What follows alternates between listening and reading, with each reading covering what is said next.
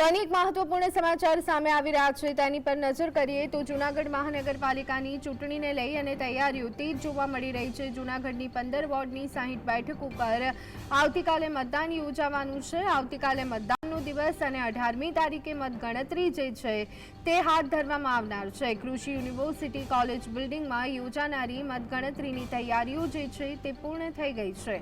તો મતગણતરી માટે 4 અલગ અલગ જે બ્લોક છે તે તૈયાર કરવામાં આવ્યા છે। अलग अलग ब्लॉक में आ मतगणतरी हाथ धरवामां आवशे। महत्तम 14 राउंड में मतगणतरी जे छे ते हाथ धरवामां आवशे।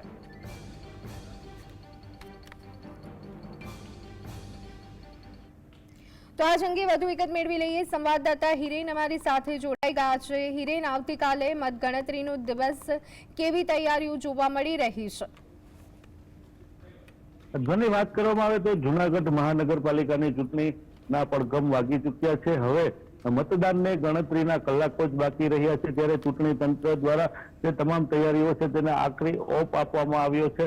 હાલ જે જૂનાગઢના બાઉદીન કોલેજ ખાતેના હું જે આપને દ્રશ્યો બતાવું છું, ત્યાં ઈવીએમ છે તેને તૈયાર કરી અને ઈવીએમ ને ડિસ્પેચિંગ સેન્ટર ખાતેથી જે તે મતદાન મથક પર પહોંચાડવા માટેની કામગીરી છે તે ટૂંક સમયમાં શરૂ થવાની છે। હાલ તમામ જે વહીવટી તંત્રનો સ્ટાફ છે તેને સ્થળ પર બોલાવી લેવામાં આવ્યો છે અને ગણતરીની મિનિટોમાં જ જે ઈવીએમ છે તેને તૈયાર કરી અને જે તે મતદાન મથક ખાતે પહોંચાડવાની કામગીરી છે તે શરૂ થશે।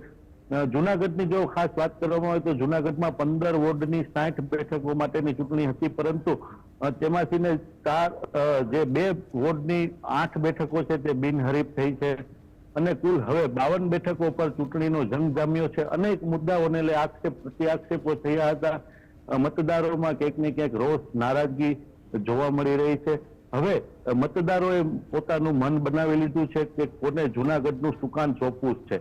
હવે રાજકીય પક્ષોનો પ્રચાર પડઘમ છે તે બંધ થઈ ગયો છે, પરંતુ હવે જે ચૂંટણી તંત્ર છે તે મતદાનની પ્રક્રિયામાં લાગી ગયું છે અને બપોર બાદ એટલે કે સાંજે 5 થી 6 વાગ્યા સુધીમાં તમામ મતદાન મથકો છે ત્યાં ઈવીએમ જે તેની મતદાન માટેની કીટ છે તે તમામ જે સાધનિક વસ્તુઓ છે તે ત્યાં પહોંચાડી દેવામાં આવશે અને આવતીકાલે સવારે 7 વાગ્યાથી મતદાનની પ્રક્રિયા છે તે શરૂ થશે। જૂનાગઢવાસીઓ હવે રાહ જોઈ રહ્યા છે કે ક્યારે મતદાન શરૂ થશે।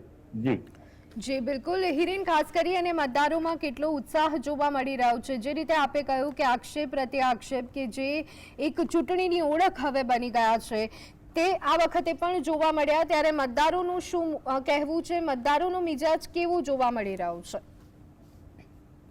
ચૂંટણીના 12 થી 15 દિવસના જે પ્રચાર દરમિયાન અનેક જે વિવાદો છે તે પણ સામે આવ્યા હતા। ખાસ કરીને જો વાત કરવામાં આવે તો જૂનાગઢના જે બેઠકો બિનહરીફ થઈ, ભાજપના જે પૂર્વ નેતા છે હેમાબેન આચાર્ય, તેઓએ ભાજપની સામે બળાપો કાઢ્યો હતો। આવા અનેક મુદ્દાઓને લઈ મતદાન થવાનું છે। મતદાનમાં શું થશે તે 18 તારીખે ચિત્ર સ્પષ્ટ થવાનું છે, પરંતુ જો મતદારોની વાત કરવામાં આવે તો મતદારોમાં ક્યાંય જોઈએ તેવો ઉત્સાહ જોવા મળ્યો નથી। ગત ચૂંટણીમાં 50%થી પણ ઓછું મતદાન થયું હતું। આ વખતે રાજકીય પક્ષો છે અને તંત્ર બંને મતદાન વધારેમાં વધારે થાય તેવા પ્રયત્નો કરે છે, પરંતુ લોકોમાં જોઈએ તેવો ઉત્સાહ ક્યાંય જોવા મળતો નથી। રાજકીય પક્ષો, તેમના કાર્યકરો તે ચૂંટણી માટે દોડધામ કરતા જોવા મળે છે, પરંતુ લોકો ક્યાંક નીતિ રીતિથી કંટાળી ગયા હોય અને ચૂંટણીમાં રસ ન હોય, નિરસ ચૂંટણી હોય તેવો માહોલ જોવા મળી રહ્યો છે। ગત વખતે એટલે વર્ષ 2019માં જૂનાગઢ મહાનગરપાલિકાની સામાન્ય ચૂંટણી યોજાઈ ત્યારે 50%થી ને પણ ઓછું મતદાન નોંધાયું હતું, ત્યારે આ વખતે કેટલું મતદાન થાય તે પણ ખૂબ મહત્વનું રહેશે અને હાલ બંને પક્ષ દ્વારા જીતના દાવાઓ કરવામાં આવી રહ્યા છે, પણ મતદારો જ આખરે નક્કી કરશે કે જૂનાગઢનું સુકાન કોને સોંપવું। જી બિલકુલ હિરેન, આમ તો અનેક મુદ્દાઓ ચર્ચામાં રહ્યા, પરંતુ જનતા માટે કયા મુદ્દા મહત્વના રહેવાના છે આ વખતે જૂનાગઢ મહાનગરપાલિકાની ચૂંટણીમાં? ખાસ કરી જો વાત કરવામાં આવે તો ભાજપ દ્વારા જે વિકાસના દાવાઓ છે તે કરવામાં આવી રહ્યા છે, જ્યારે કોંગ્રેસ દ્વારા લોકોને જે સમસ્યા છે તે મુદ્દાઓ લઈ પ્રચાર કરવામાં આવી રહ્યો હતો। ભાજપે વિકાસનો મોડલ અપનાવી અને જૂનાગઢને મતદારોને રીઝવવાનો પ્રયાસ કર્યો હતો, જ્યારે કોંગ્રેસે જે લોકોને અનેક સમસ્યાઓ છે, રોડ, રસ્તા, ગટર, પાણી, લાઇટ સહિતના અનેક મુદ્દે લોકોને ઉજાગર કરી અને કોંગ્રેસ તરફથી મતદાન કરવા માટે રીઝવ્યા છે. પરંતુ મતદારો છે તે હવે કયા મુદ્દાને લઈ અને વધુ મતદાન કરે છે તે પણ ખૂબ મહત્વનું છે. જી જી બિલકુલ હિરેન, તો આ સાથે સંવેદનશીલ જે મથકો છે તેમાં કયા કયા મથકોનો સમાવેશ થાય છે અને શું ત્યાં કોઈ ખાસ તકેદારી રાખવામાં આવી છે કે કેમ? જુનાગઢના ચૂંટણી તંત્ર દ્વારા સંવેદનશીલ અને સંવેદનશીલ મતદારો જે છે જે મતદાન મથકો છે તે જાહેર કરવામાં આવે છે. 13 જેટલા જે મતદાન મથકો છે તેને સંવેદનશીલ અને 3 જેટલા મતદાન મથકો છે તેને અતિ સંવેદનશીલ જાહેર કરવામાં આવ્યા છે. જે અતિ સંવેદનશીલ અને સંવેદનશીલ મતદાન મથકો છે ત્યાં પોલીસનો વધારાનો બંદોબસ્ત ગોઠવવામાં આવશે. આ ઉપરાંત એસઆરપીની ટીમ પણ બોલાવવામાં આવી છે.